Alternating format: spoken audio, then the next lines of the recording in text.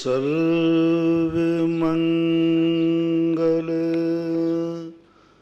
मांगल्यम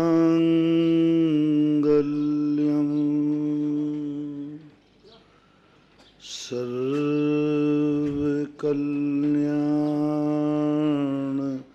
कारकम प्रधानम सर्वधर्माणां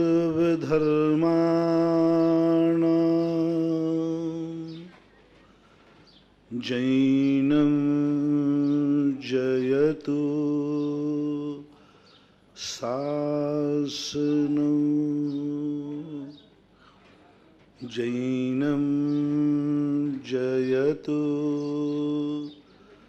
शासनं। पंच परमेष्टि भगवान की जय। आचार्य श्री गुरुवर कुंद कुंद महाराज की जय। आचार्य श्री गुरुवर विद्यासागर महाराज की जय। परम पूज्य निर्यापक स्वर्ण मुनिपंगो 108 सुधा सागर जी महाराज की जय। अपना प्रसंग चल रहा है कि हमारी जिंदगी में हमें बहुत कुछ इतना चाहिए है जो हमारे पास नहीं है। जो हमारे पास है उसकी तो हमें कोई चिंता करने की जरूरत नहीं है, उसको वहाँ सुरक्षित करना है। लेकिन जो हमारे पास नहीं है वो भी जिंदगी में चाहिए, क्योंकि इस संसार में हर व्यक्ति पूर्ण नहीं हो सकता, हर व्यक्ति अधूरा है। किसी भी तरफ से देखें आप, चाहे वो महाराज हों चाहे आप लोग हो, पूर्णतः हो ही नहीं सकता संसार में। और जब पूर्ण हो जाता है तो उसी को भगवान बोलते हैं। जब तक अपन भगवान नहीं हैं तब तक निश्चित समझना कि हम अधूरे हैं, अपूर्ण हैं और हमें किसी न किसी के सहयोग की जरूरत है। कोई ना कोई हमारी जिंदगी में जरूर चाहिए जो हमारे अभावों को सद्भाव में बदल दे। हमारी जिंदगी में ऐसा संकट आने की पूरी संभावना है जिसको मैं अकेला दूर नहीं कर पाऊंगा, किसी की जरूरत है। राजा भली राजा हो, लेकिन राजा पर संकट जब आता है तो उसे भी जनता की, सेना की, प्रजा की जरूरत पड़ जाती है। चक्रवर्ती को भी स्वयं कोई भी चीज से, संकट से नहीं निपट पाया, उसे भी जरूरत पड़ती है। क्योंकि इस दुनिया में ऐसे बड़े बड़े संकट हैं, जब वो संकट अपनी जिंदगी में आता है तो रोने के अलावा कुछ नहीं बचता अपने हाथ। किम कर्तव्य मूड हो जाता है और कई बार तो संकटों से ऐसा घबरा जाता है कि संकट बाद में मारेगा, वो संकट को सुनते ही घबरा के मर जाता है, हार्ट अटैक हो जाता है। संकट को सुनते ही घबरा जाता है, भयभीत हो जाता है। मौत तो मारती ही है, लेकिन मौत की आवाज आते ही व्यक्ति पहले ही मर जाता है। मौत तो मारती है, वो तो मारेगी, लेकिन कई बार तो मौत की आवाज आते ही व्यक्ति मर जाता है।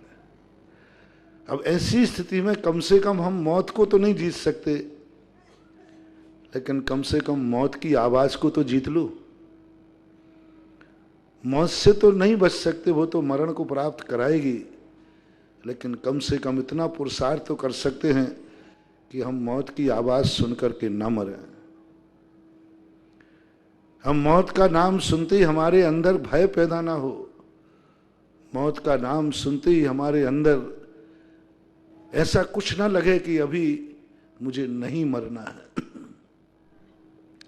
जैन दर्शन ने सबसे बड़ी यही कला सिखाई कि तुम नियत से पहले कुछ तुम्हारी जिंदगी में घटना नहीं घटना चाहिए, और नियत को स्वीकार करो और नियत की तैयारी पहले से करके रखो। जो कुछ नियत है जिसको तुम टाल नहीं सकते हो, उसका सामना करने की हिम्मत करो।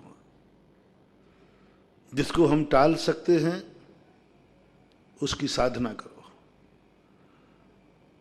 उसकी प्रार्थना करो, भावना करो। जो हम टाल सकते हैं, हम दीपक को बुझने से बचा सकते हैं तो हाथ लगाओ, लेकिन अब दीपक जल ही नहीं रहा है तो अब किसको हाथ लगाओ? जलते हुए दीपक को हाथ लगाया जा सकता, बुझे हुए को नहीं, क्योंकि अब उसमें घी बाती ही नहीं है। तो नियत को स्वीकार करना बहुत बड़ी चीज होती है। साधु की सारी साधना इसी पर होती है। हम अपनी जिंदगी में वो आने नहीं देंगे जिसे हम टाल सकते हैं, और जिंदगी में हम उसे नकारेंगे नहीं जिसका जीवन में आना निश्चित है। इसलिए साधु जब मौत आती है पहले से तैयारी करके बैठता है। जैसे आप लोग स्टेशन पर, हवाई अड्डे पर गाड़ी आने के पहले सब बिल्कुल टिपटाप हाथ बांध के खड़े रहते, देखते रहते गाड़ी कब आ रही है। यानी पूरा सब बैग में लगा हुआ है, सब है, पूरी तैयारी है। तुरंत के तुरंत नहीं, बल्कि घंटे भर पहले से जाकर के स्टेशन पर बैठ जाते हो, तो पूरी तैयारी करके बैठते हो। एक घंटी बजते ही एक बार देख लेते हो कोई थैला मैला गिनती, दूसरी बजते ही फिर गिनना शुरू करते हो, चौथी में, तीसरी घंटी में तो आप बिल्कुल गाड़ी सामने आ रही, आप तैयार हैं हाथ में लेकर के। एक छोटी सी यात्रा के लिए अपन इतनी तैयारी करके पहले से तैयार हो जाते हैं।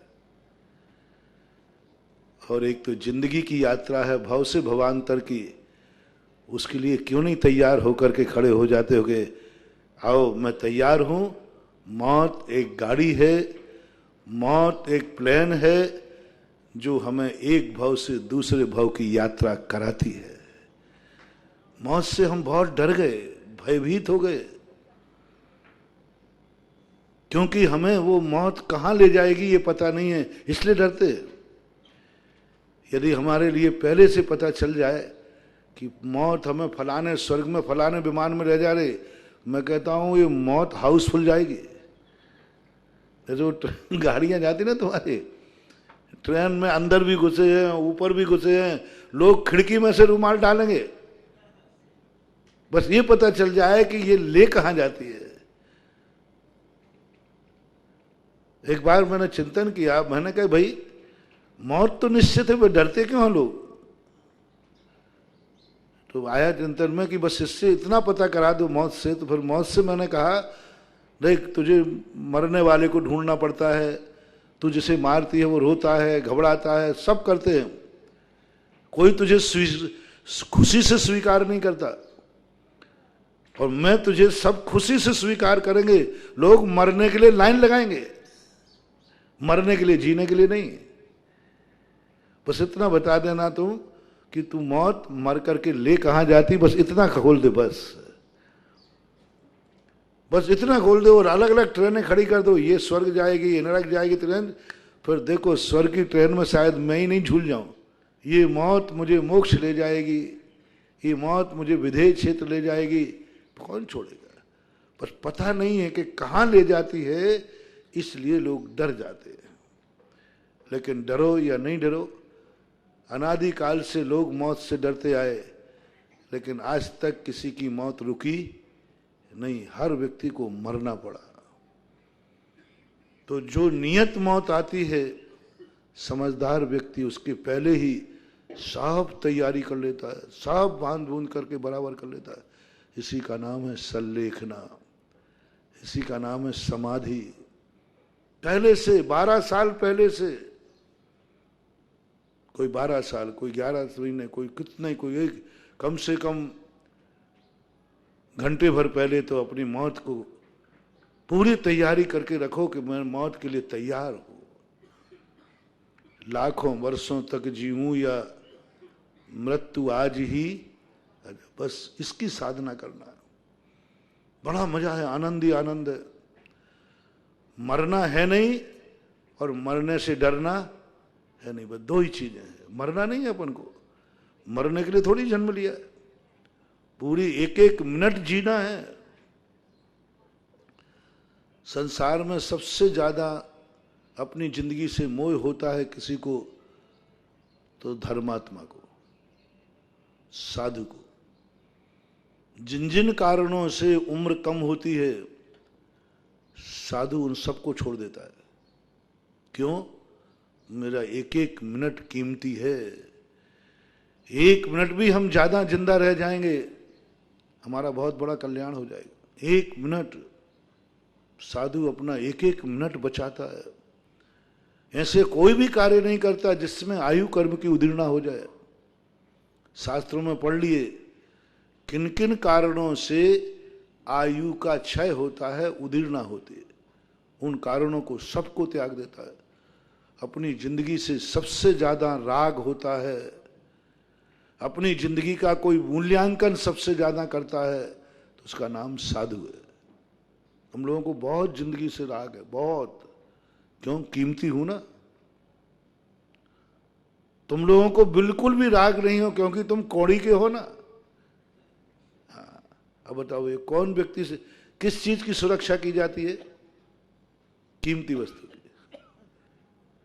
कीमती वस्तु की सुरक्षा की जाती है। तो साधु को महसूस हो गया कि मेरी इस मनुष्य पर्याय में मेरी आत्मा की कीमत कितनी है, अनमोल। 84 लाख योनियों की नहीं। देखना, इसी का नाम सम्यक दर्शन है। बोधि दुर्लभ भावनाओं में 12 भावनाएं आती हैं। उसमें दुर्लभ भावनाओं के अंदर उन्होंने कहा कि 84 लाख योनियों में जो तुझे मनुष्य पर्याय मिली है, यह मनुष्य पर्याय दुर्लभतम दुर्लभ है, अनमोल है। और किसी पर्याय में यह दुर्बलता नहीं। सम्यक दर्शन कहीं भी मिल जाएगा, पशुओं में, नरकों में, सब में। सम्यक ज्ञान भी मिल जाएगा, लेकिन सम्यक चारित्र मात्र मनुष्य पर्याय में मिलता है, जो दुर्लभ से दुर्लभ है। अब ऐसी दुर्लभतम वस्तु को मुझे ये जो मनुष्य पर्याय शरीर मिली है, इसकी तुम्हारी जिंदगी में कोई कीमत नहीं है। इसलिए तुम इसको ऐसे उपाय करते हो इस शरीर जल्दी से जल्दी छूट जाए। आप लोग भली नहीं छोड़ना चाहते, लेकिन आप लोगों के कारनामे दिखते हैं कि आपका शरीर कभी भी छूट सकता है। और हम लोगों को, इस शरीर को हम लोग बहुत संभालते हैं। तुम्हें लगता है कि हम इसको कष्ट देते हैं, कष्ट नहीं देते हैं। हम इसको सुरक्षित रखते हैं, अकाल में नहीं मरने देते। हमारा शरीर बहुत कीमती है, इतना कीमती है, इतना कीमती है कि 84 लाख योनियों में ये मनुष्य का शरीर है, जो मुझे मुनि बनने के लिए मेरी आत्मा को मार्ग प्रशस्त कर दिया। देव मुनि बनना चाहते नहीं बन पाएंगे। नारकियों का सवाल ही नहीं, पशुओं का सवाल ही नहीं। अब देखना, तुम कहो महाराज जी ऐसी सर्दी गर्मी में आप लोगों को दिगंबर रहना पड़ता है, कितना कष्ट उठाते हो? बहुत कम। काय का कष्ट है? पशुओं को देख लो, वे भी तो दिगंबर हैं, नग्न हैं। उनको देखो कौन पूछ रहा है? पेड़ों पौधों पे बैठे सब हैं। कर्म ने उनको दिगंबर कर दिया। और हम लोगों से भी ज्यादा कष्ट, हम लोगों से ज्यादा सर्दी गर्मी वो लोग सहन करते हैं, लेकिन कर्म के मारे करते हैं। और हम लोग धर्म के कारण करते हैं। तुम लोगों को लगता है कि हम कष्टों में हैं। मेरे से पूछो, हम लोग बराबर सुखी संसार में कोई दूसरा है ही नहीं। सो इंद्र नाग नरेंद्र व अहमिंद्र के नाही गो। महसूस तो करो, मूल्य तो समझो। उपकार, ये शरीर ने मेरे ऊपर बहुत बड़ा उपकार किया है, इसलिए हम लोग ऐसा कोई कार्य नहीं करते जिसमें अकाल में मौत हो जाए, आयु कर्म की उदीर्णा हो जाए। हम लोग एक एक मिनट की कीमत करते, एक मिनट भी यदि हमें ये मनुष्य पर्याय ठहरती है तो हमारी असंख्यात गुणी निर्जरा होती है। पूज्यवर अमृतचंद सूरी महाराज ने प्रवचन सार के अंदर एक बहुत अच्छी बात कही। मुनि से कहा, हे श्रमण, ऐसी तपस्या मत करना जिससे तेरा अकाल में मरण हो जाए। क्यों? यहां से मरण करके मोक्ष मिलने वाला नहीं, स्वर्ग मिलेगा, और स्वर्गों में संयम की गंध भी नहीं है, कुछ भी नहीं, 12 व्रत भी नहीं, कोई भी व्रत नहीं वहां। यहां एक मिनट भी तू जिंदा है तो असंख्यात गुणी निर्जरा होती है। 12 व्रतों से लेकर के मुनि महाराज तक 24 घंटे असंख्यात गुणी पापों की निर्जरा होती है। बहुत बड़ी चीज है, इतनी मूल्यवान है ये मनुष्य पर्याय। इस पर्याय से ही हम अपनी प्रति समय असंख्यात गुणी निर्जरा कर सकते हैं। इस पर्याय से ही हम शुद्ध उपयोग प्राप्त कर सकते हैं। इस पर्याय से ही हम निज आत्मा की अनुभूति प्राप्त कर सकते हैं। और चौथा काल मिल जाए तो इसी पर्याय से हम केवल ज्ञान और भगवान का पद प्राप्त कर सकते हैं। है यही, इसके बिना, मनुष्य पर्याय के बिना कभी भी कुछ हो ही नहीं सकता। कीमत समझो इसकी, मोह नहीं। जब मौत आ जाएगी तो हम लोग पहले से साफ बांध बूंद करके तैयार हैं। अभी आज ही आना हो तो मेरे लिए कोई आपत्ति नहीं मौत से। मौत को बुलाऊंगा नहीं, मौत आ जाए तो उसको भगाऊंगा नहीं। बस आए तो ठीक, नहीं आए तो काय का दुख है। आ जाए तो कौन नकार सकता, मौत को तो कोई हटा ही नहीं सकता। लेकिन नहीं आया तो हम लोग क्यों परेशान हो? हमारा तो आनंद में जीवन बीत रहा है। मरने के भाव वो करें जो दुखी हो, मरने के भाव वो करें जिनके जीवन में कुछ अभाव हो। यहां तो पूर्ण हो, सब तरफ से पूर्ण हो, मन से, वचन से, काय से, सब कुछ आनंद ही आनंद है। जिस व्यक्ति को अपने जिंदगी के दिन गिनना पड़े, समझ लेना वो जिंदगी उसको भार बन गई। और जिसको अपनी जिंदगी की पता न चले तो समझ लेना उसकी जिंदगी सौभाग्य बन गई। जिंदगी कैसे निकल रही है, कैसा जीवन निकलता है।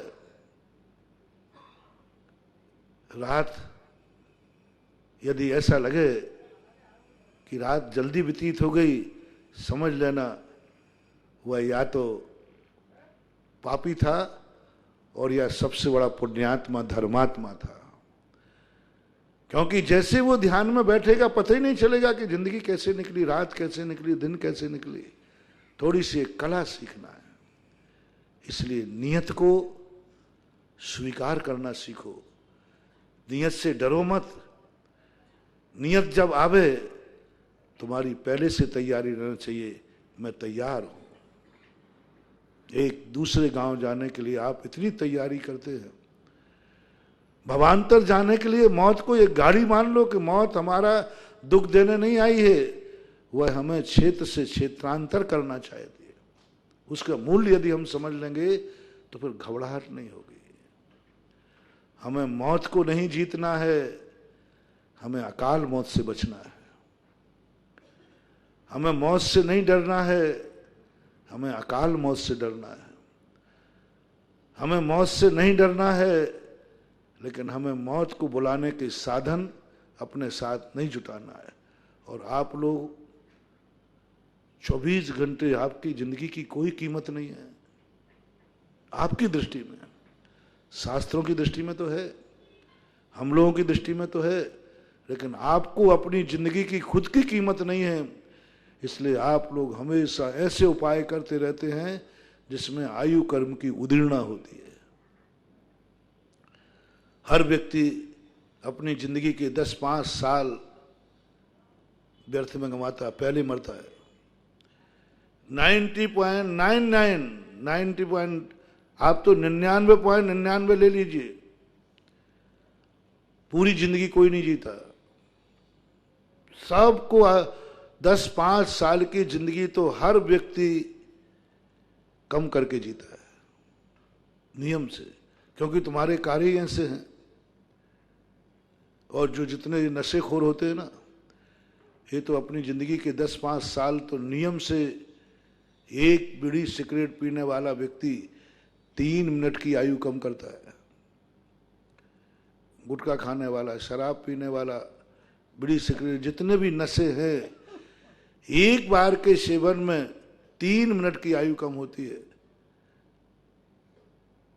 अब बोलिए, एक सिगरेट पीने का जितना टाइम है, बीड़ी पीने में जितना टाइम लगता है, उतने टाइम में 3 मिनट की आयु खत्म होती है। अब गुटखा खाने में कितना टाइम लगता है? कब तक दबा रहता है? तो आप एक सिगरेट पीने में 5 मिनट मान लो, 5 मिनट मान लेते हैं, तो 5 मिनट में 3 मिनट की आयु कम हुई।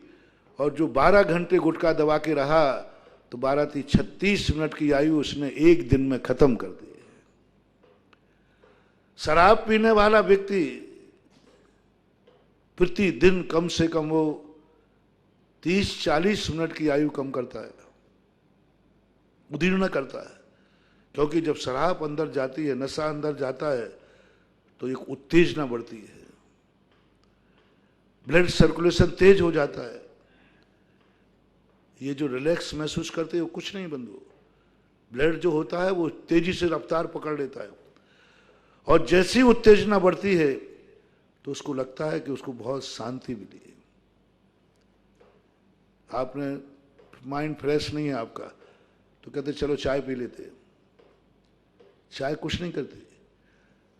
जो फ्रेशनेस नहीं थी, चाय पी और ब्लड सर्कुलेशन तेज कर दिया, उससे थोड़ा सा तुम्हारे लिए पसीना जैसे आ गया, थोड़ा थोड़ा रिलैक्स मिल गया, सिर दर्द दूर हो गया। सिर दर्द दूर नहीं हो गया, सिर दर्द खत्म होने की स्थिति में आ गया, फिर चाय भी उस पर प्रभाव नहीं डालेगी।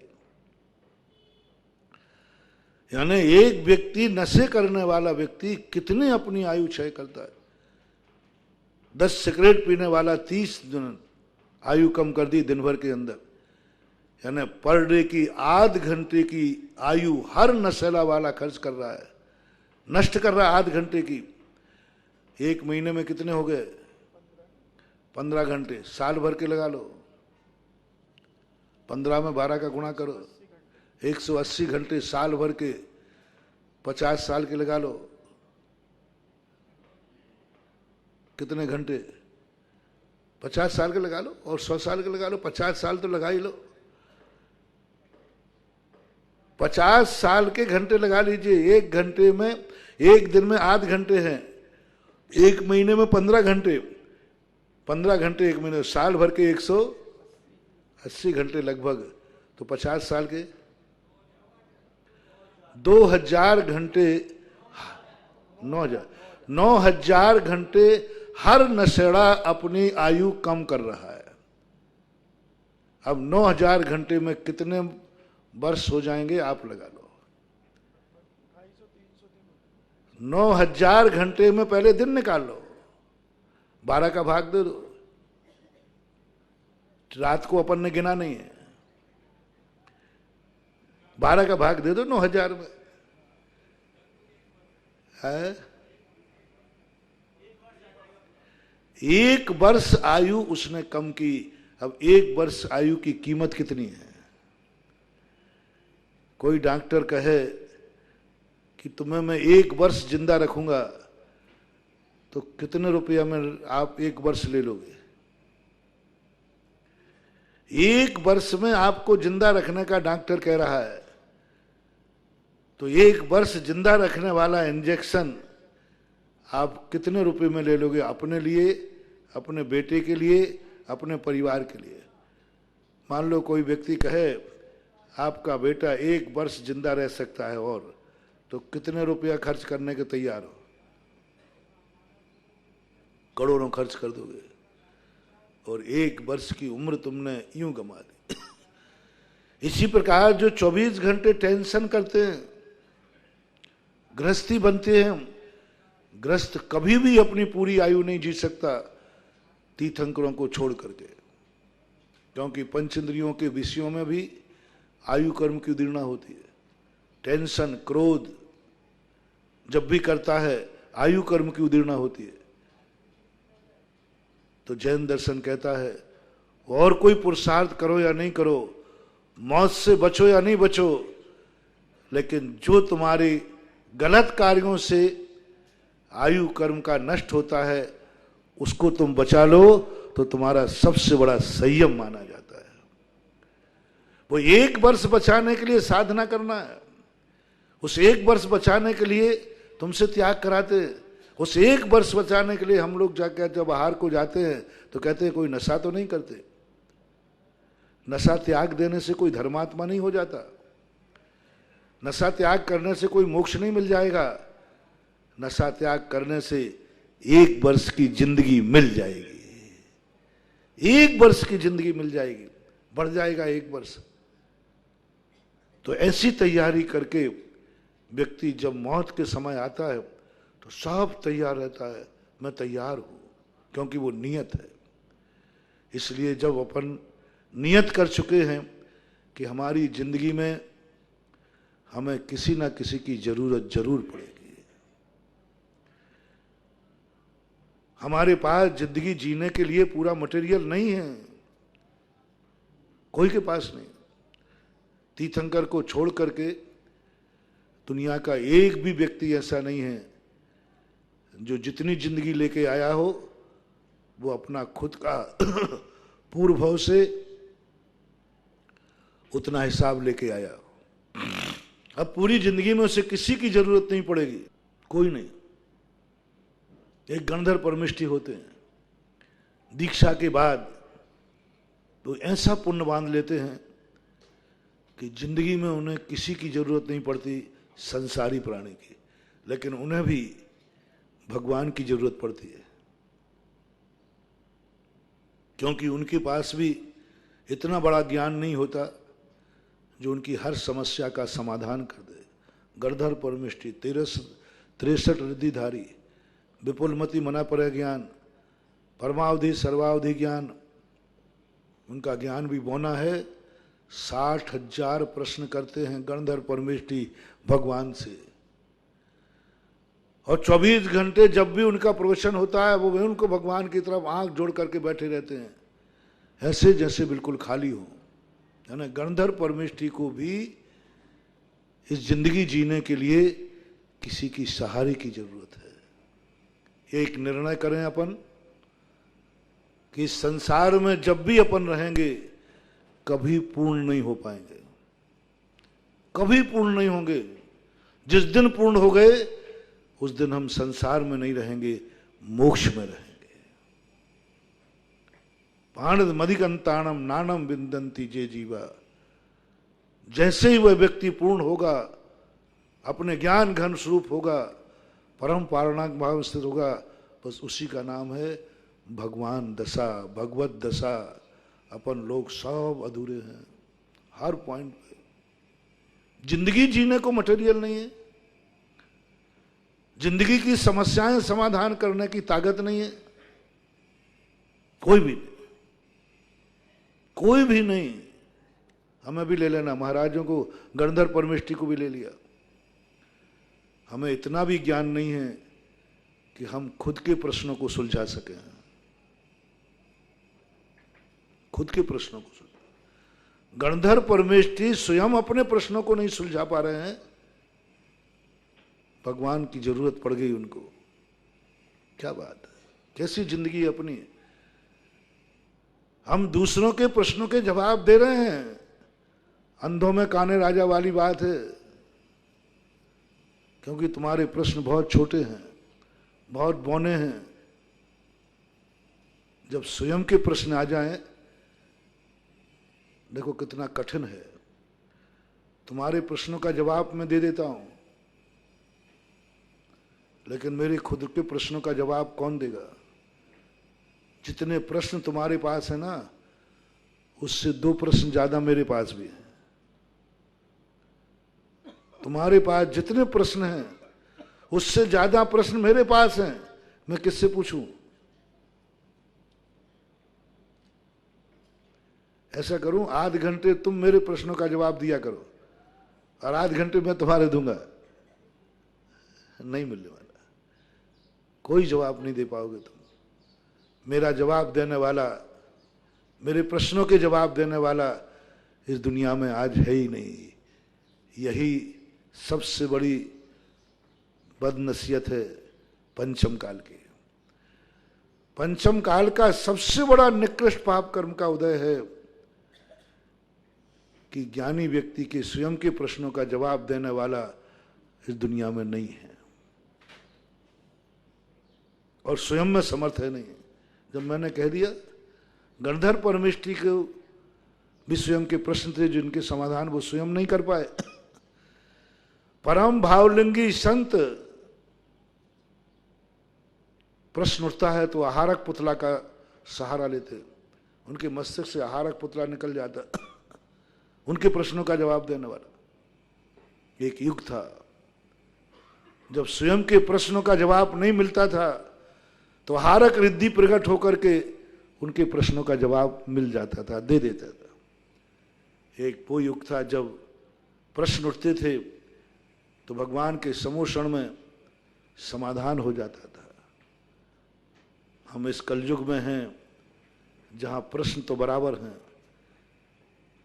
प्रश्न तो बराबर हैं, बल्कि ज्यादा प्रश्न हैं, लेकिन कोई समाधान करने वाला ना आहारक पुतला है ना भगवान है। चक्रवर्ती रो पड़ा एक दिन जब भगवान को मोक्ष हुआ। ऋषभसेन गणधर परमेष्ठी पूछते हैं, चक्री खुशी के दिन पर रोना कैसे? भगवान अपनी साधना में सफल हुए हैं, आज दिवाली का दिन है, दीप जलाओ, खुशी मनाओ, तुम रो रहे हो? चक्री होकर तुम भी तद्भव मोक्षगामी हो, छायक समय दृष्टि होकर रो रहे हो तुम भगवान के मोक्ष जाने पर? क्या बात है, खुशी का दिन है। आपके 1000 वर्ष से तपस्या कर रहे थे, 10-10 भवों से जो भावना कर रहे थे, आज वो अपनी परीक्षा में पास हुए, आज उन्होंने अपनी मंजिल पा ली है, आज उनका संसार भ्रमण सूख गया है, आज भगवान सिद्ध बन गए हैं, आज भगवान उस टंकोत्कीर्ण दशा को प्राप्त हो गए हैं जहां दुनिया का कितना भी कुछ प्रलय पड़ जाए, काले कल्प सते पिचा गते शिवानाम न च विक्रिया लक्ष्या, 3 लोक में उथल पुथल बन जाए तो भी सिद्ध परमेष्ठी पर कोई भी प्रभाव पड़ने वाला नहीं है। 3 लोक को पलट सकती है सारी दुनिया के लोग, लेकिन सिद्ध परमेष्ठी वहीं रहेंगे। आप रो रहे हो? क्या पिताजी का मोह जाग गया? क्योंकि पिता भी थे गृहस्थवादी। चक्री कहता, नहीं गुरुदेव, पिताजी का मोह तो मैंने उसी दिन छोड़ दिया था जिस दिन उन्होंने दीक्षा ली थी। तो फिर क्या बात है, आंख में आंसू कैसा? चक्री ने क्या जवाब दिया गणधर परमेष्ठी को, गुरुदेव बस एक ही प्रश्न जवाब उठ रहा है कि अभी तक जब भी मुझे कोई प्रश्न उठता था मैं दौड़कर समोषण में आकर के प्रश्न का समाधान कर लेता था, अब प्रश्न आएगा तो प्रश्न का जवाब देने वाला कौन? मेरी प्रजा भी जब भी प्रश्न आता समोषण में आता था, अब कौन जवाब देगा? दूसरे तीर्थंकर आएंगे, 50 करोड़ सागर वर्ष के बाद अजितनाथ भगवान, 50 करोड़ कोड़ा कोड़ी ऐसा कुछ है, इतने सागरों के बाद आएंगे अजितनाथ भगवान। तब तक ये सारी दुनिया प्रश्नों का समाधान कैसे पाएगी? सामान्य केवलियों की ड्यूटी नहीं है, बोले तो बोले, नहीं बोले तो नहीं बोले। और आप भी छद्मस्त हैं, आपकी जिंदगी में कितने प्रश्न हैं इनका समाधान आप भी। भरत चक्रवर्ती का ये जवाब सुनकर के गणधर परमेष्ठी स्तब्ध हो गए और उनको एहसास हुआ ये चक्री की नहीं, मेरी भी दशा यही है। 1 मिनट को गणधर परमेष्ठी भी आकुल व्याकुल हो गए। चक्री कहता है गुरुदेव आप मुझे समझा रहे थे और अब आप। हाँ होता है कई बार ऐसे, दूसरों को समझाने में व्यक्ति बड़ा माहिर है। जब आप लोग बैठने जाते हैं ना किसी के मरने पर, तो बड़े समझाते हैं, अरे भाई लगा रहता है, चिंता मत करो, ये तो होना ही था, हम तो हैं, सब समझाता है। और उसी समय फोन आ जाए कि तुम्हारे घर में भी, तो वहीं रोने बैठ जाए। यही स्थिति गणधर परमेष्ठी की हुई। चक्री कहता है गुरुदेव बात क्या है, आपकी आंखें भी झलझला रही हैं। बोले चक्री जो तेरी दशा वही मेरी दशा। मैं भगवान की खुशी में झूम गया था, मैं भगवान के आनंद में झूम गया था, भगवान ने ये पा लिया इस खुशी में झूम गया था, लेकिन मेरा क्या चला गया ये तो मैं भूल ही गया था। गणधर परमेष्ठी कहते हैं मैं तो सोच रहा था भगवान ने केवल ज्ञान प्राप्त मोक्ष प्राप्त कर लिया, उस आनंद में डूब गया था, लेकिन मेरा तो सब कुछ चला गया, मैंने तो ये ध्यान ही नहीं दिया। तुम्हारे और मेरे में अंतर इतना है चक्री, तुमने भगवान ने क्या प्राप्त किया इस तरफ तुम्हारा ध्यान नहीं गया, तुम्हारा ध्यान गया मेरा सब कुछ चला गया। और मेरी दशा क्या थी, मैं भगवान ने ये पा लिया उस पर ढूंढ गया, और मेरा क्या चला गया ये तो मुझे तुमने ध्यान दिलाया तब आया। अब समस्या तो ये मेरी भी यही होगी। मेरे प्रश्नों के समाधान करने वाला चला गया। तुरंत गणधर परमेष्ठी अपने आप को सचेत करते हैं। चक्री भी सचेत होता है और नियत को स्वीकार करता है, और नियत को स्वीकार करने पर निर्माण कल्याणक मनाने के लिए तैयार हो जाते हैं।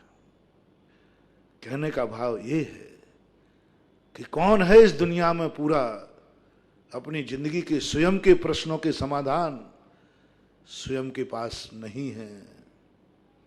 संसार में ऐसा कोई भी व्यक्ति नहीं है, और अनंत काल से रहा भी नहीं, जिसके छद्मस्त अवस्था में अपने सारे खुद के प्रश्नों का समाधान मिल जाए। इसलिए सावधान, तुम पूर्ण नहीं हो। तुम्हारी गृहस्थी में ऐसा एक भी व्यक्ति नहीं है जो अपने आप को ये कहता पाया जाए मेरी जिंदगी मेरे लिए पूर्ण है, हमें मुझे किसी की जरूरत नहीं है, किसी की जरूरत नहीं है। एक सेठ ने ऐसा अहंकार कर लिया था, बहुत बड़ा सेठ था, उसको एक ही अहंकार, मुझे किसी की जरूरत नहीं। वो किसी के दरवाजे नहीं जाता था, किसी के मरने पर भी बैठने नहीं जाता था। वो कहता मुझे किसी की जरूरत नहीं। लोग कहते थे सेठ जी कम से कम मरे पे तो जाया करो। बोले मुझे किसी की कोई जरूरत नहीं है। अहंकार में चला गया। एक दिन उसकी सेठानी मरी तो गांव वालों ने कह दिया जब सेठ किसी के काम नहीं आया तो कोई उसके यहां बैठने नहीं जाएगा। अब सेठानी को कौन उठाए? अरे भैया दूसरों से इतना तो बना के चलना कि मरने के बाद 4 लोग कंधे लगाने वाले मिल जाएं। जिंदगी में कभी जरूरत नहीं पड़ेगी, लेकिन मौत के बाद तो कंधे लायक तो 4 लोगों से बना के चलना कम से कम। वो तो कंधा लगा दें, क्योंकि संसार ऐसी ऐसी स्थिति में भेजेगा जहां हम खुद अधूरे पड़ जाएंगे। हमारी आंख वो सब कुछ नहीं देख पाती जो हम देखना चाहते हैं। बहुत बौनी है, बहुत छोटी है आंख, बहुत कुछ देखना चाहता हूं, लेकिन सब कुछ दिखाने में आंख समर्थ नहीं है। कोई ऐसी आंख चाहिए जो मैं नहीं देख पाऊं और वो मुझे दिखा दे। हमारी आंख तो वो है जो खुद को ही नहीं देख पा रही है। देख लो, दुनिया को देखती, अपनी आंख को नहीं देख पाती। कैसी है इस आंख से मतलब क्या है? इस आंख से मतलब क्या जो दुनिया को देख रही है, अपने आप को नहीं देख सकती। फिर भी हमें कोई एक ऐसी आंख चाहिए जो हमें वह सब कुछ दिखा दे जो मैं नहीं देख पा रहा हूं। ऐसा कौन है? इस दुनिया में खोजो, कौन है जो मैं देखना तो चाहता हूं लेकिन मैं देख नहीं सकता। खोजो उसको, साधना करो। इसी को बोलते हैं सद्दृष्टि। सम्यक दृष्टि का अर्थ यह नहीं है जिनको अपनी आंखों से अच्छा दिखता है। अपनी आंखों से अच्छा दिखता है उसका नाम सम्यक दृष्टि नहीं है। सम्यक दृष्टि का अर्थ है कि अपनी आंखों से जो नहीं देख पाता है उस दिखाने वाले को खोज लेता है, उसका नाम सम्यक दृष्टि है। दिखाने वाले को जो कहता है तुम नहीं देख पा रहे ना, तो वो कौन व्यक्ति है जो मुझे वह सब कुछ दिखा दे जो मैं नहीं देख पा रहा हूं। बस इसका नाम है क्षयोपशम लब्धि। क्षयोपशम लब्धि का अर्थ क्या? आंख की क्षयोपशम लब्धि बता रहा हूं, अकेली मात्र आंख की क्षयोपशम लब्धि। फीलिंग करो, मेरी आंख असमर्थ है, मेरी आंख दुनिया की हर वस्तु को नहीं देख सकती। मैं फीलिंग करो, ये मेरी आंख बहुत छोटी है, बहुत छोटा देख पाती है। और गजब तो जब है, छोटा देखे तो देखे फिर भी ठीक है, खोटा देखती है। एक और खतरा हो गया। पहली कमी थी कि आंख कितना देखती है? छोटा सा देखती है, इतना दिख रहा है अपन को, दिख रहा है, बहुत छोटा देख, और दुनिया इससे बहुत बड़ी है। चलो संतोष कर लेता कि चलो छोटा देख रही है लेकिन सही देख रही है।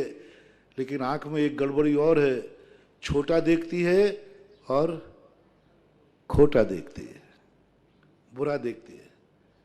गांधी जी ने कहा बंद कर लो आंख। क्यों? ये बुरा देखती है, बुरा मत देखो। जैनदेव देव ने कहा आंख खोल के बैठे हो, क्या कर रहे हो? खोटा देखती है आंख, नासा दृष्टि कर लो। आंख मिली, वो भी झुकाना पड़ी।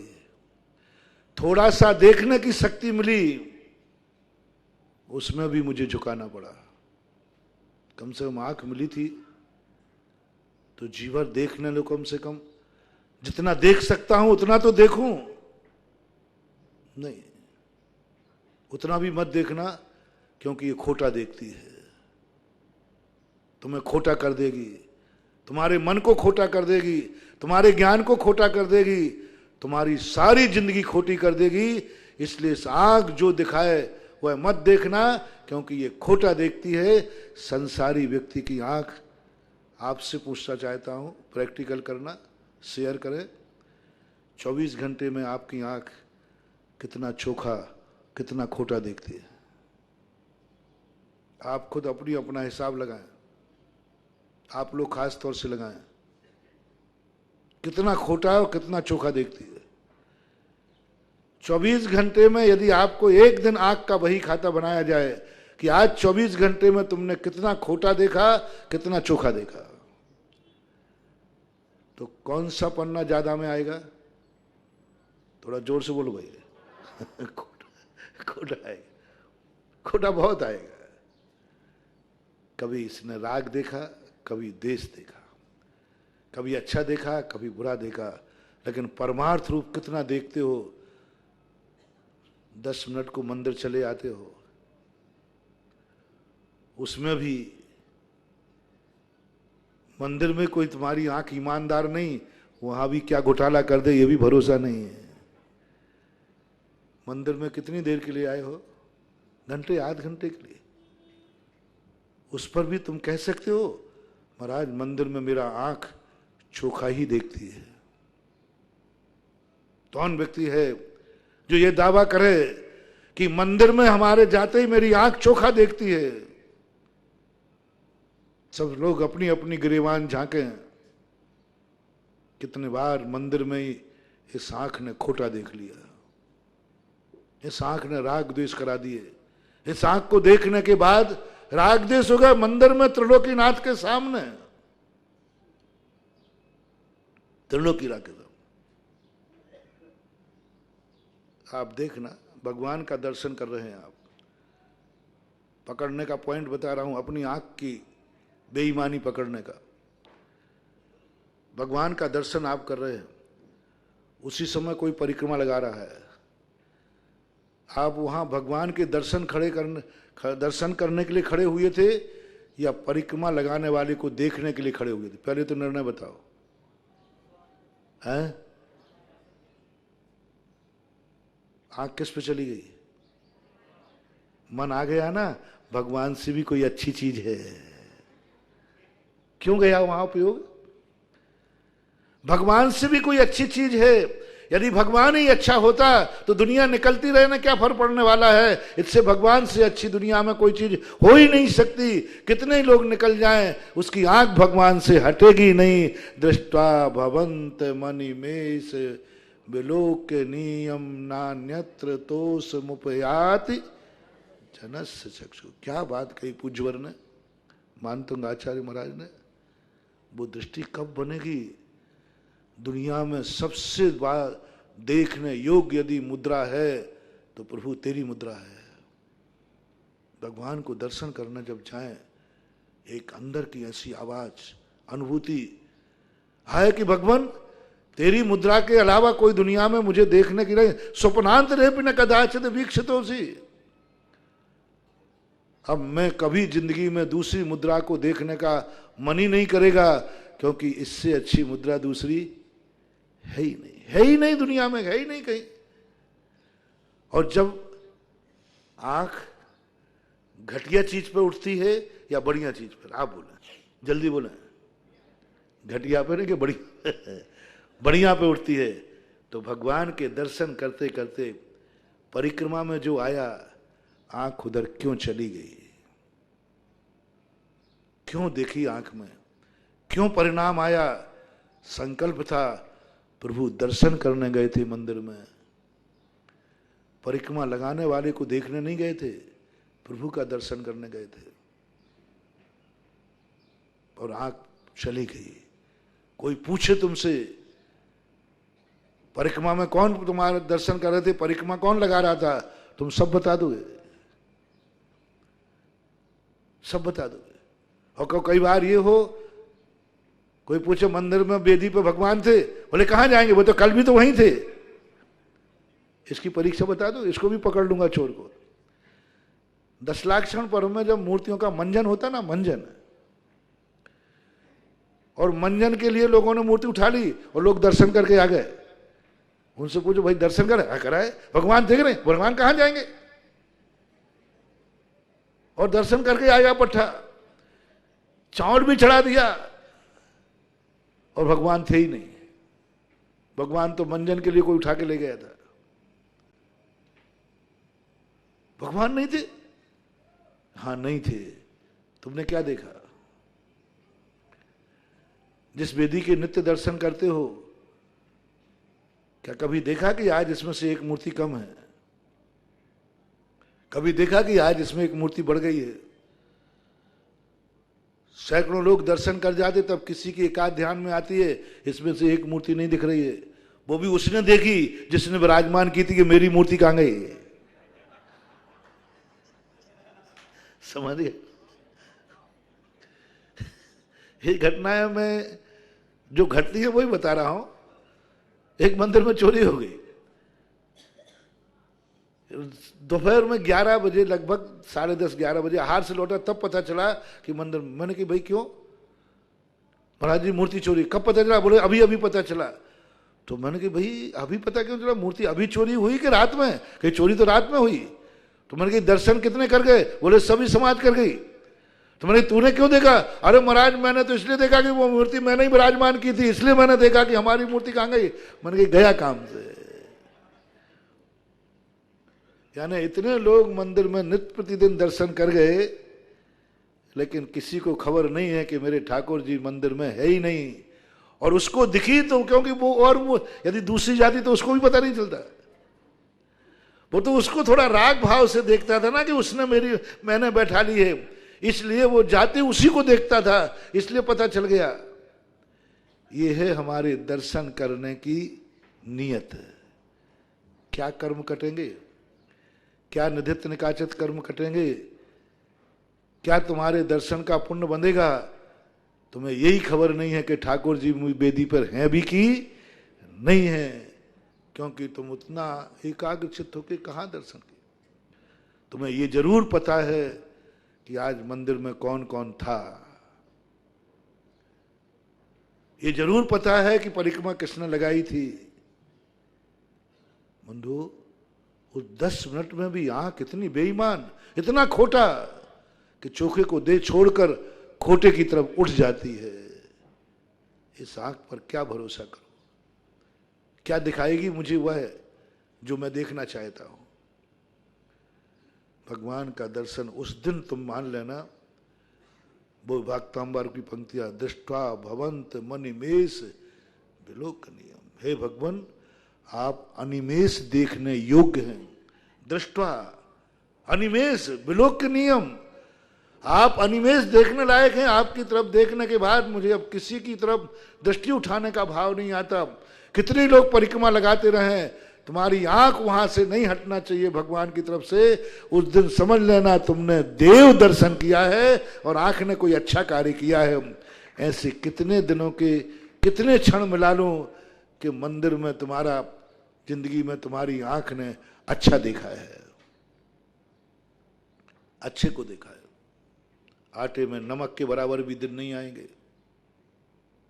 कितना अच्छा देख, जब मंदिर में ये हाल है इस आंख के, तो जबकि जमा हो, जबकि जमा दे ना 100 रुपये पे 2 रुपया सैकड़ा ब्याज। तो जब मंदिर में ये हाल है तो बाजार में क्या हाल है। मंदिर में ये हाल है जहां सब कुछ पावन है, जहां प्रभु पावन है, जहां वर्गणाएं पावन है, जहां मंदिर पावन है, जहां कहीं भी अपावनता नहीं है, वहां तुम्हारी आंख अपावन हो गई। जहां कुछ भी अपावन नहीं था, सब कुछ तो पावन था, एक एक चीज पावन थी,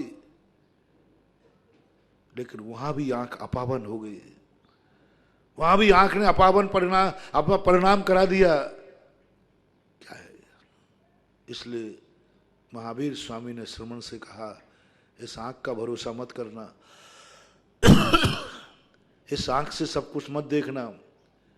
ये देखती देखती पता नहीं क्या खोटा दिखा दे कि तुम्हारा मुनिव्रत खोटा हो जाए, तुम्हारी साधना खोटी हो जाए, तुम्हारे अंदर भेद विज्ञान खोटा हो जाए। इसलिए इस आंख में अच्छा दिखाने की आदत कम है, बुरा दिखाने की आदत ज्यादा है। इसलिए इस आंख को झुका लो, नासा दृष्टि मत देखो इस आंख से। अब लीजिए, जो थोड़े बहुत देखने की शक्ति मिली थी वो भी देखने के लिए पाबंद कर दी। किसने? भगवान ने, जिनवाणी ने। बोले नहीं, बड़ी मुश्किल से मिली थी। 3 इंद्री से 4 इंद्री बनना कितना मुश्किल है, कितना मुश्किल है। बड़ी मुश्किल से आंख देखने को मिली थी, और जब मिली तो जिनवाणी ने कह दिया नहीं, नासा दृष्टि कर लो। क्या रह गया? जो था उस पर भी इष्टे लग गया, जो था उस पर भी इष्टे लग गया। उसको भी कह दिया नहीं, आंख झुकाइए। भगवान वीतरागी की, गुरु की नासा दृष्टि प्रशस्त मानी गई है, प्रशस्त मानी गई।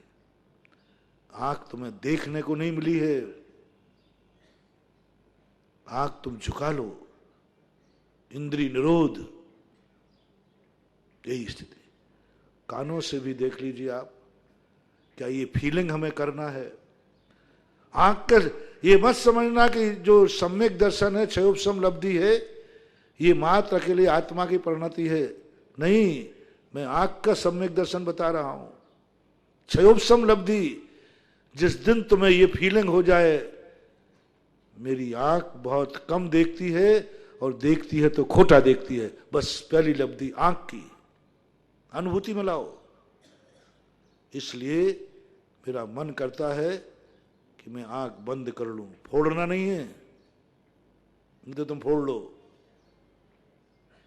आंख नासा दृष्टि करने का भाव आ जाए, इसलिए कि ये खोटा दिखाती है। ऐसी अनुभूति सम्यक दर्शन के पूर्व सम्यक दृष्टि को होती है। सम्यक दर्शन होने के पहले लोग पूछते महाराज सम्यक दर्शन कैसे होता है? आप सम्यक दर्शन की बहुत चर्चाएं करते, शास्त्रों में भी देखो तो सम्यक दर्शन, तो सम्यक दर्शन क्या है? कैसे फीलिंग करूं, कैसे करूं कि मुझे सम्यक दर्शन हो रहा है? लो मैं बता रहा हूं, सम्यक दर्शन एक एक रोम में परिवर्तित लाता है। तुम्हारे लिए जिस दिन ऐसी अनुभूति हो जाए मेरी आंख बहुत कम देखती है और खोटा देखती है, बस इस आंख ने कितनी खोटें कराई, इस आंख ने कितने खोटे परिणाम कराए, इस आंख के कारण से तुम्हारे मन में कितने राग द्वेष हुए, बैलेंस बनाओ। आंख के कारण, ओनली आंख के कारण, इस आंख के कारण से तुम्हारे कितने बार परिणाम बिगड़े। 24 घंटे का एक दिन का जमा लेना, बस नोट करना। अकेले एक का ही सबक दे रहा हूं, अभी पूरा नहीं दे रहा हूं। मात्र आंख के कारण से तुम्हारे परिणाम में आकुल व्याकुल परिणाम हुए, राग द्वेष हुए, कसाय हुए, आंख के कारण। आंख नहीं हो, आंख बंद होती तो वो राग द्वेष नहीं होता, आंख नहीं होती तो वो राग द्वेष नहीं होता। बोलो भैया, 24 घंटे के राग द्वेष में सबसे ज्यादा राग द्वेष कौन सी इंद्री कराती है? अभी मन को कौन कर देना, 5 इंद्रियों की बात कर रहा हूं, 24 घंटे की पूछ रहा हूं। कान भी है, नाक भी है, रसना भी है, स्पर्शा भी है। सबसे ज्यादा 24 घंटे में राग द्वेष कौन कराती है? आंख। आंख देखती ही या तो दुश्मन आ गया तो द्वेष जग जाएगा, नहीं देखा तो कोई बात नहीं, बाजू में बैठ गया। यदि तुम्हारा दुश्मन तुमने नहीं देखा और बाजू में बैठ जाए तो आपको कोई तकलीफ नहीं, थोड़ी ये बैठ गया, अब बस अब आपका आग लगी तो ये आग किसने लगा आग किसने लगा दी भैया? आग। नहीं देखा था तो बैठा था बाजू में, लेकिन पता चलते ये बैठा है, अब बस आग लगी। बहुत खतरनाक है ये आंख, बहुत खतरनाक है। एक आंख के संबंध में कहीं एक छोटा सा जोक पड़ा था कि आंख कितनी खतरनाक है, लेकिन आंख को दंड भोगना पड़ता है। एक बगीचा था, उसमें फल लगे हुए थे, कोई भी फल लेने, आम का फल लगा हुआ था।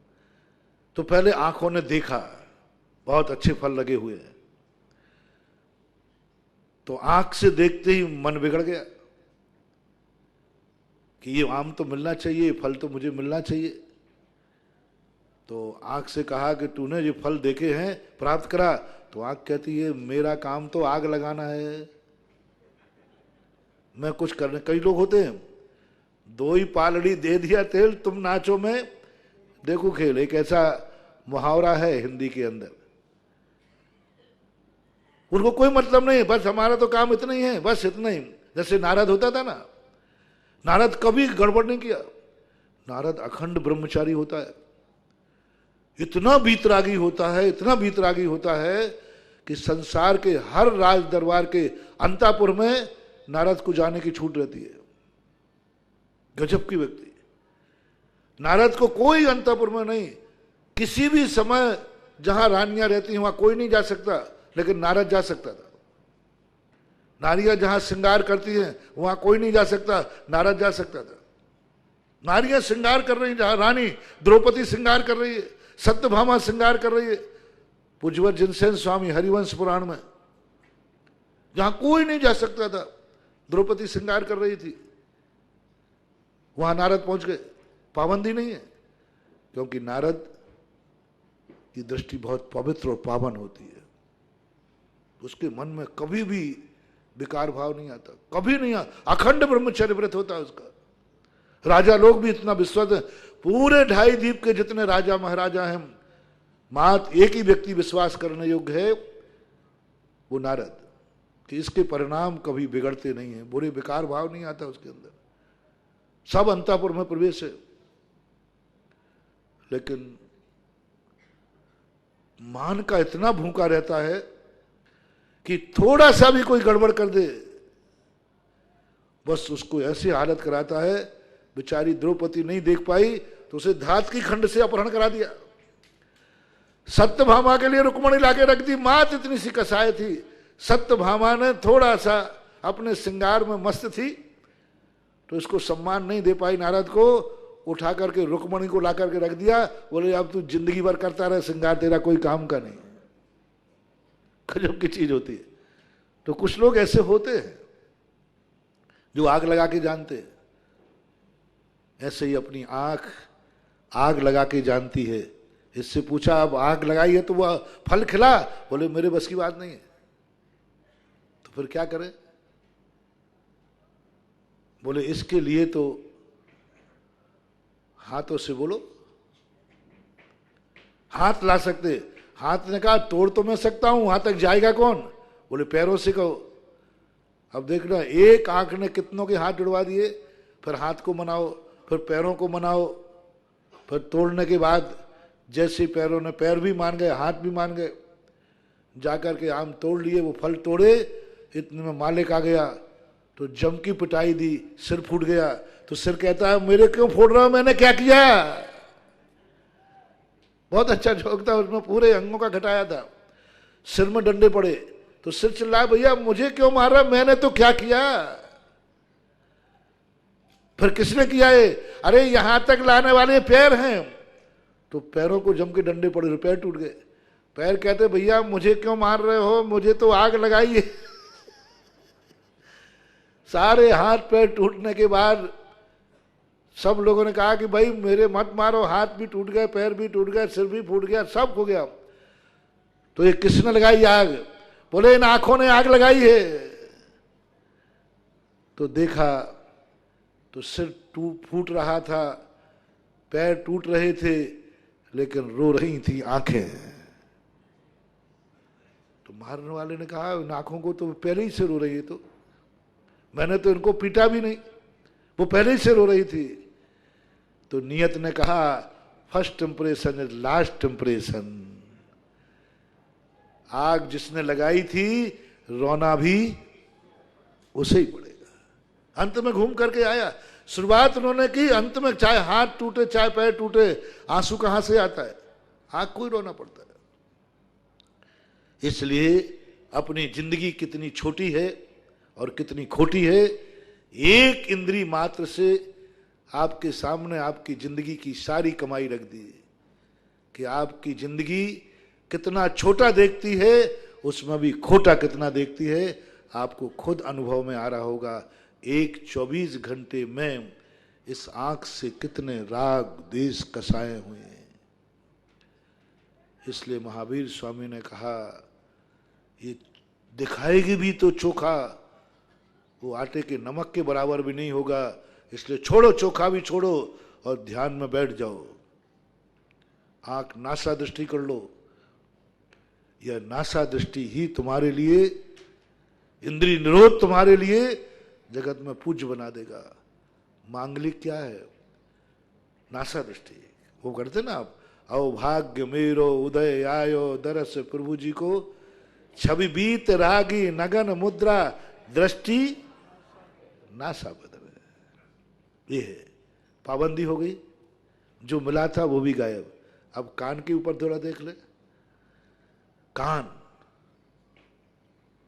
क्या जो हम सुनना चाहते सब सुन लेते हैं? कान कितनी दूर की आवाज सुन पाते, कितनी सी सुन पाते हैं, कितना छोटा सुन पाता है। मुझे बहुत सुनने का भाव है, पता नहीं क्या क्या सुनना चाहता हूं, लेकिन कान नहीं सुन पाते। और जितना सुनते हैं उसमें अच्छा कितना सुनते हैं और खोटा कितना सुनते हैं। कान का हिसाब बनाना आज वही खाता।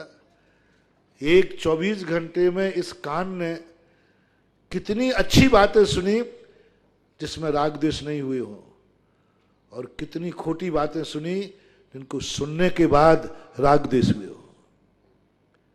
बैलेंस किसका ज्यादा आएगा? खोटी बातें सुनने का या चोखी सुनने का? खोटी सुनने का। जनवाणी ने मुनि से कहा कान को रोध कर ले, बड़े बड़ी मुश्किल से मिले हैं माँ ये कान, चौरिंद्री के पास तो वो कान भी नहीं है। बोले हैं क्या करेगा इन कानों को, ये खोटा ज्यादा सुनते हैं, चोखा कम सुनते हैं। ये जो वही बातें सुनते हैं जो राग और द्वेष पैदा करते हैं। आप थोड़ा सर्वे करना, कितने बार अपन को राग द्वेष सुनने मात्र से होते हैं। अभी अपन शांत बैठे, किसी ने आके कह दिया आपकी वो बाहर बैठा बुराई कर रहा है, क्या हो गया?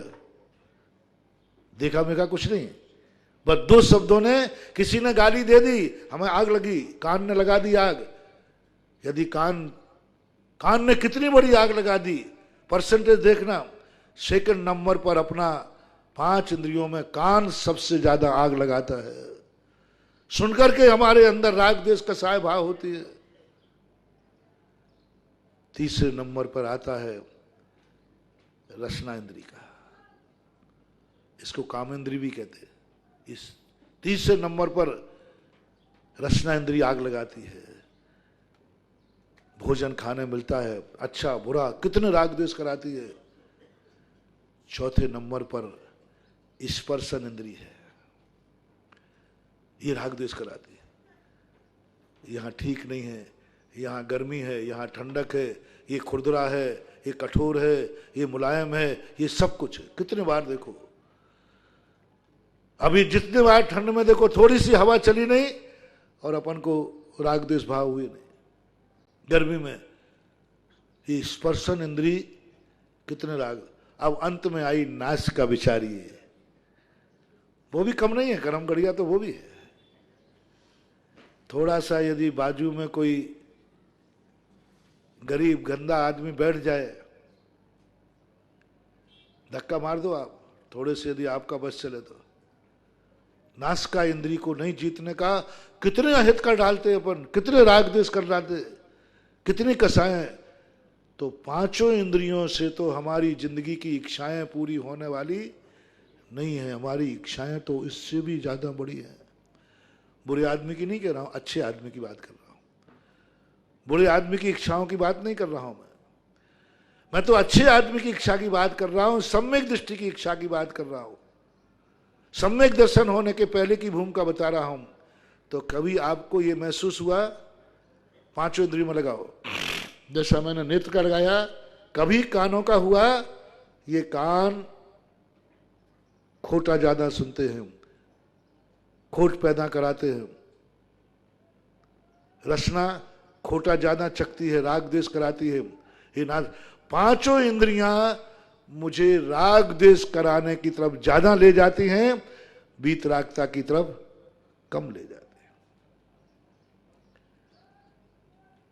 खोटी बात सुनते समय तुम्हें कितने बार महाराज का प्रवचन याद आया? खोटी बात के समय, खोटी बात,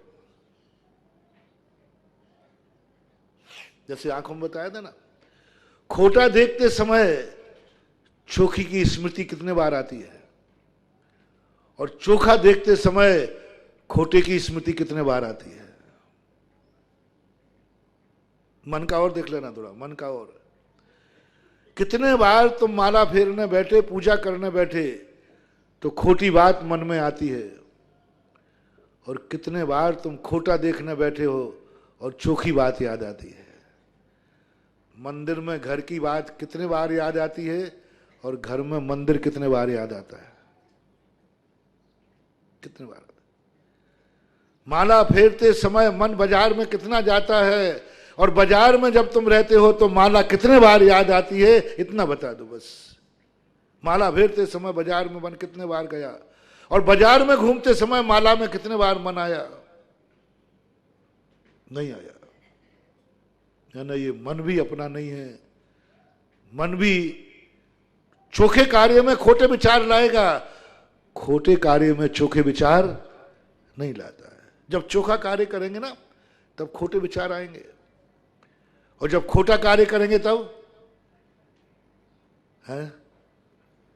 खोटा कार्य करते समय पूछो अपने मन से, पूछो कि हे मन, खोटे कार्य करते समय चोखी बातें कितने बार याद आती हैं?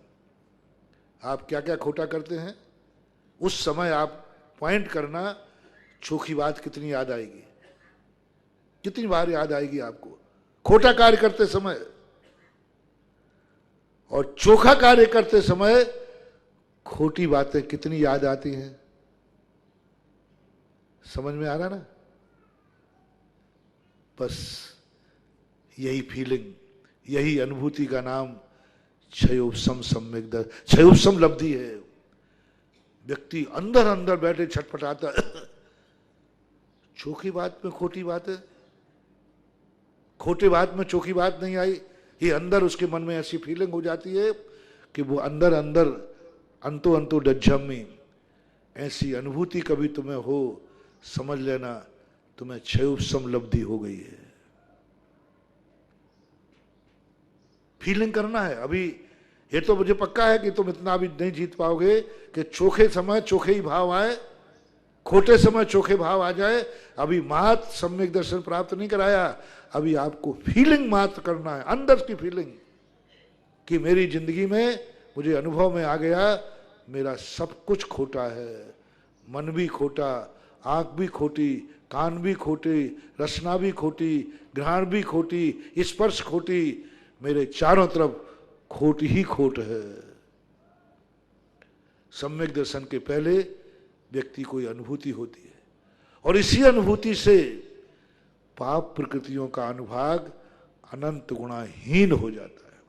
बस इसी अनुभूति से जो पाप प्रकृतियां होती हैं वे अनंत गुणहीन हो जाती हैं, लेकिन ये आपको हुआ नहीं।